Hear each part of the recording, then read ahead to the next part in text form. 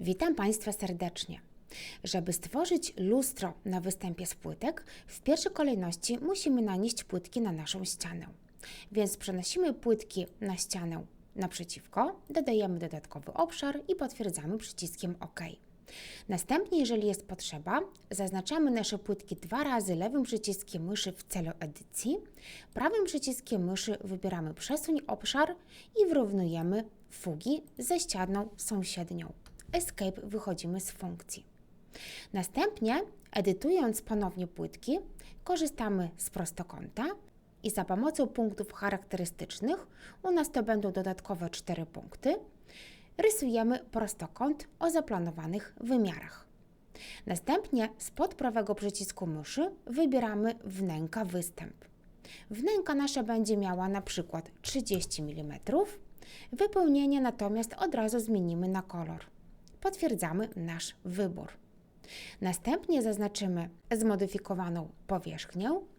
Jeżeli chodzi o odbicia, zwiększymy do 100%, natomiast jasność zmniejszymy do 70 na przykład kilku. Escape wyjdziemy z funkcji. Chcąc zobaczyć, jak prezentuje się nasze lustro, włączymy w projekcie światła za pomocą klawisza F1.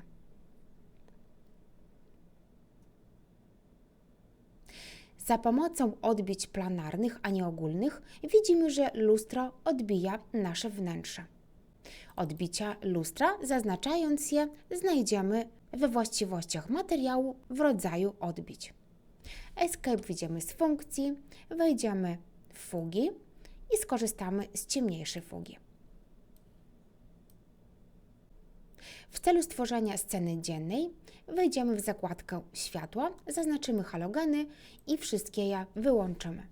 Następnie przejdziemy do zakładki Render i klikniemy na przycisk Start.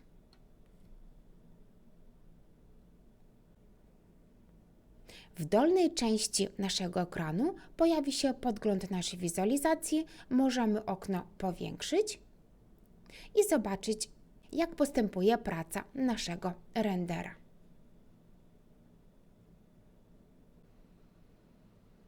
Jeżeli zajdzie potrzeba, możemy zaznaczyć checkbox redukcja szumu. I po skończeniu wizualizacji widzimy, jak prezentuje się nasze lustro. Dziękuję Państwu za uwagę.